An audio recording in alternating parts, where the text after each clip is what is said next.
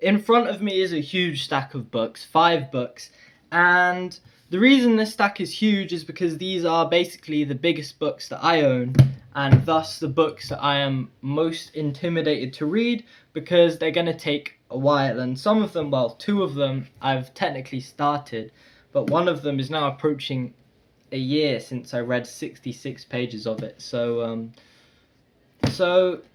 I really need to get to these books essentially, and I want to talk to you about them. First of all, I'm sorry about this lighting. I don't really know what's going on. Lighting really is the main, well, it's not the main barrier to me making a movie. The main barrier to me making a movie is having a plot and actors and a camera. Well, I have a phone, which should do the job.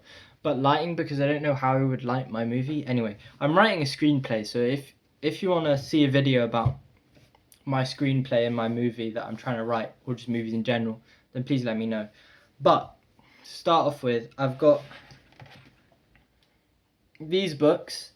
Some of them, only one of them is fiction, actually, which is unusual because recently I've been reading a lot of fiction books.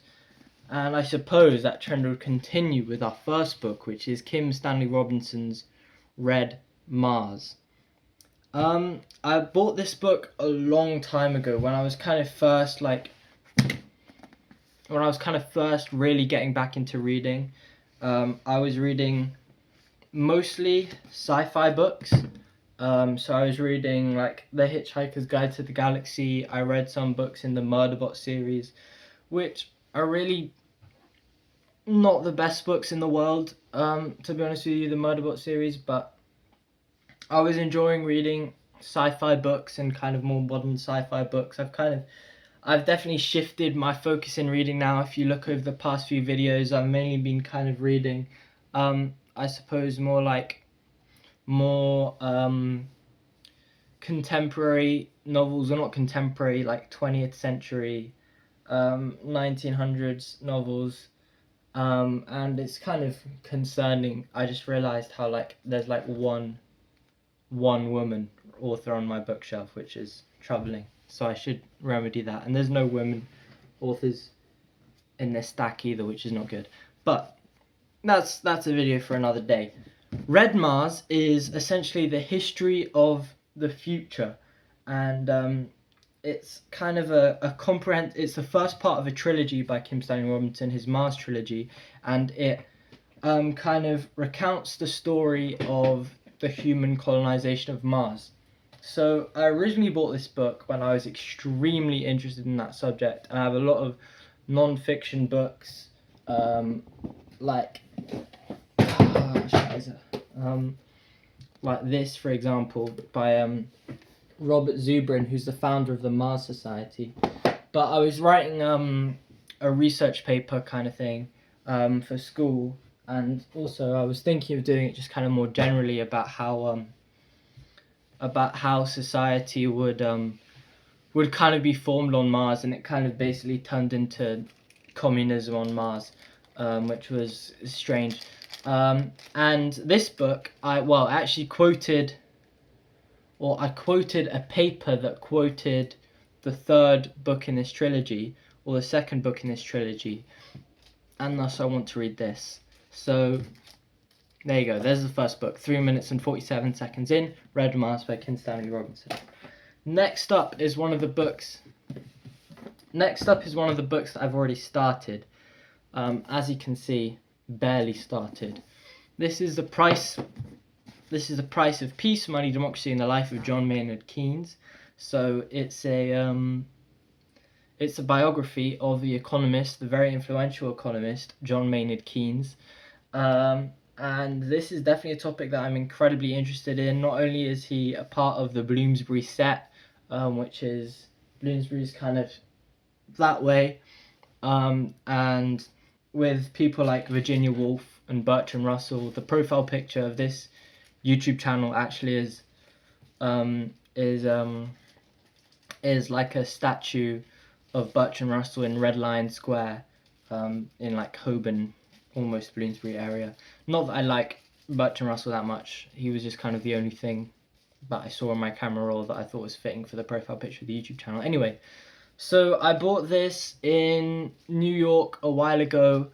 and I think it was earlier this year, for like spring 2026. And I was reading it, and then I just started reading another book for some reason, and it's just kind of been sitting on my bedside table for a while. How many pages did I get in? I read 36 pages and the introduction. So, not that many pages. This is definitely one that I would just restart.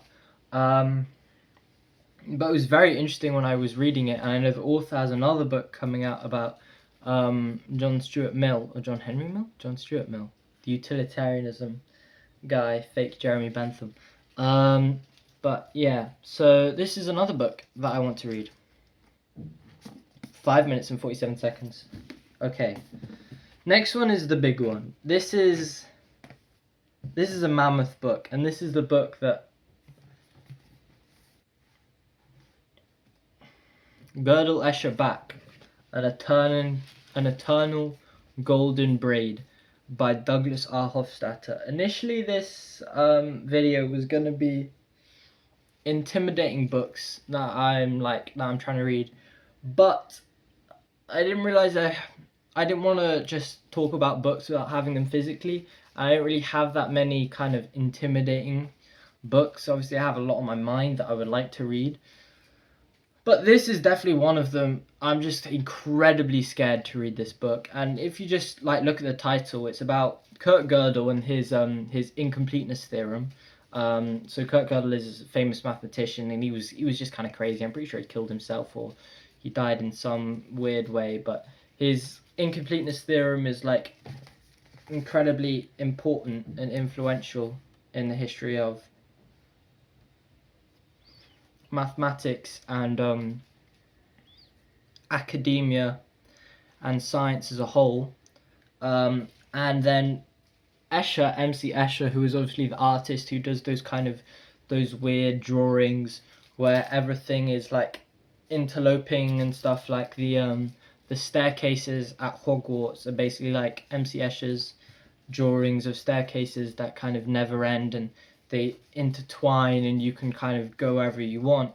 And then obviously Johann Sebastian Bach, I think that's his name, Johann Sebastian Bach, who is obviously a composer. And I think the easiest way to explain the book is it's kind of trying to get to the concept of trying to really understand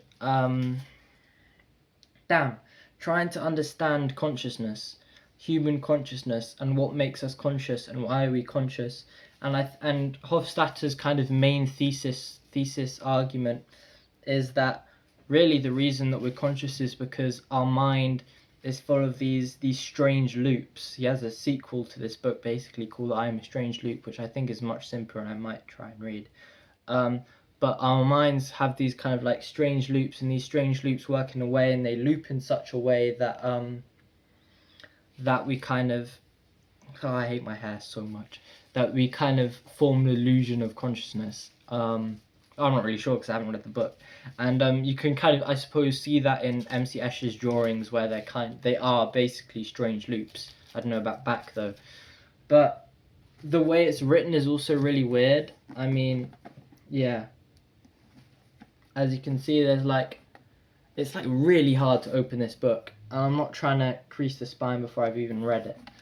And I will crease the spine, but it's what it's called is a metaphorical fusion on minds and machines in the spirit of Lewis Carroll. So there's a lot of Lewis Carroll-y elements to the book, like conversations between Achilles and the tortoise, which I think is older than Lewis Carroll, but definitely popularized by Lewis Carroll. Lewis Carroll is the GOAT, by the way, even if he is a little bit weird about Alice.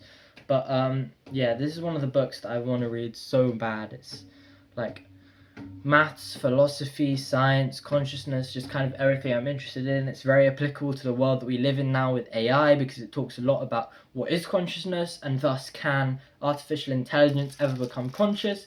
And something that I've been thinking about and that I'm really kind of trying to study, and I really want to write a paper about, is this new thing called organoid intelligence, which is where they put, I think I've talked about this in a previous video about The Employees by Olga Ravn. But they have neurons, and like real living neurons that they breed from stem cells, and they connect them to silicon chips, and they form a kind of artificial intelligence, but it's from real biological neuron cells, which is really troubling. And theoretically, in those kind of cells, you could form the strange loops, the Hofstadtian strange loops that could form the basis of consciousness. But that's just my theory, having not read the actual book and not knowing anything really about organized intelligence. But I do. Homework for today's video is to learn about organized intelligence and Cortical Labs, which is a company I think based out of New Zealand or Melbourne. Damn, I don't know. But yeah. Also, if you want to see a video on that, please let me know in the description, because I'm making videos for like 5 people, so I'll literally do whatever video I want. If someone comments literally anything for a video, I will do it, because yeah, no one's gonna watch these anyway apart from you. So okay, next up we have Franklin Delano Roosevelt, A Political Life. So this was bought also in New York, but kind of crazy, a year ago. Last summer we were just in New York the whole time. We might be moving to New York, so I might have to stop saying bought in New York. But we were in there the whole summer, and this was at the tail end of the summer that I read that I bought FDR, A Political Life. I'd been reading other books. Actually, the summer in New York, I'd mainly been reading this, which is a book I've just realized I want to make a whole video on this book, and John von Neumann specifically, because he is just an awesome guy. Well, I'm not sure if he's an awesome guy. He did help create the atomic bomb, but just basically he's kind of one of the founders of computers, and I'm sorry, I don't know. I have doors open out to the real world in the living room, and they're making weird noises. And anyway, so John von Neumann is like one of the most important mathematicians of all time. Anyway, so this was bought in summer of 2025, so almost a year ago. And the reason I bought this is because earlier in 2025, I had been reading this, JFK, Volume 1 by Frederick Lodgeval. There's a whole story about this, by the way, which I should really do a whole video about this as well, called like JFK's early years, and I'll talk about my experience with this book, and I'll talk about what it covers. I will do that, yeah. Let me know if you want. I'm going to stop asking you to let me know, but please do let me know. But I read this mostly in India, and I really enjoyed it, and I'm waiting eagerly for Volume 2 to come out, which is in March 2027, even though the author lied to my dad at Euston, at the British Library. He lied to my dad and said it was coming late this year. You're a liar, Frederick Lodgeval. Just, I don't know, reckon with that fact. So yeah, I really enjoyed this, and thus I wanted another presidential biography from maybe a president who I like more. I agree with his policies more. I think FDR, I suppose FDR is the greatest president, in my opinion. He's my favorite president. I'm sorry if that turns you off. I mean, I don't think he did anywhere near enough. But I think the New Deal was good, and thus I wanted to read this book. And God, I hate my hair. Maybe if you just stop touching your hair, then it'll be fine. So yes,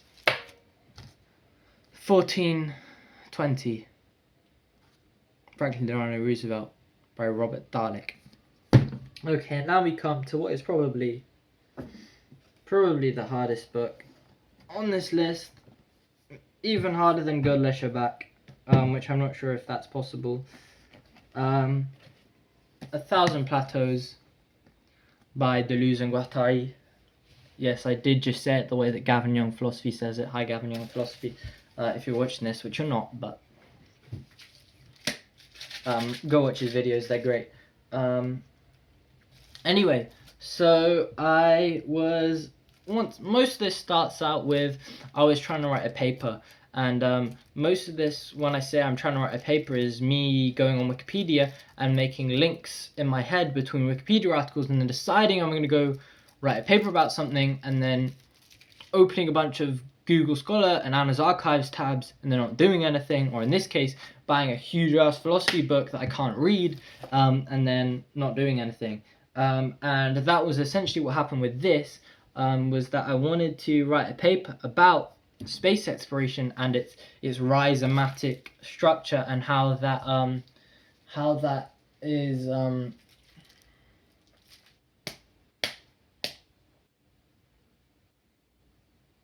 damn, what's the word? How it is in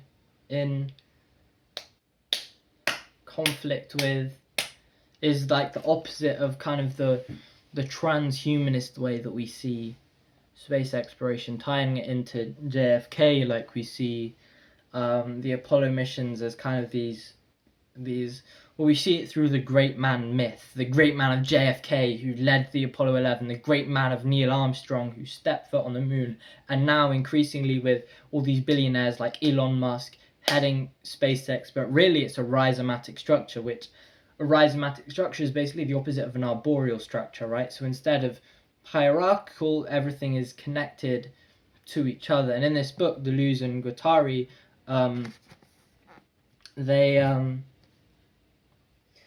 they kind of outline their philosophy of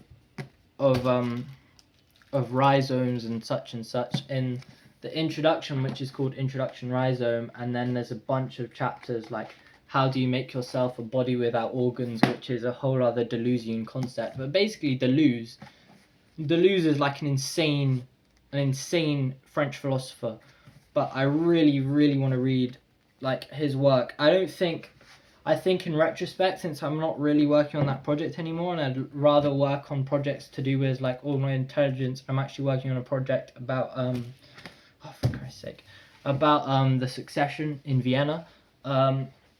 So I would love to read Deleuze, but I'd rather read, I think, another work by him and Guattari, like Anti-Oedipus or just anything else, maybe even one of the cinema books. But he's essentially this crazy French philosopher, who talks about concepts like body without organs, and everything. And I have another book actually there by Frederick Jameson, which is a series of his lectures, all based on French philosophy. I did another video, a book haul video a while ago, which you can watch, where I talk about that book and Simulacra and Simulation by Jean Baudrillard when I just bought them. I haven't read them. I've gotten some of the way through Jean Baudrillard though, but I've again mainly been reading fiction. And the reason I'm actually making this video is kind of because I'm just in a rut, not only with books but with life. And I've been reading the same book. I've been reading On the Road by Jack Kerouac for like years now. But yeah, anyway, so Gilles Deleuze is just crazy. If you didn't know, 1,000 Plateaus is kind of volume 2 of a 2-part series, which they did, where Anti-Oedipus is the first part, and the whole kind of thing is called Capitalism and Schizophrenia, which is generally probably the greatest title in human existence. When I was watching the movie Fight Club, I have the 4K disc, I realized it's just Capitalism and Schizophrenia. So I think they should have named Fight Club Capitalism and Schizophrenia, or they should have named it Deleuze or something. That would have been cool. Anyway, thank you for watching. Tell me if you want a video about my movie.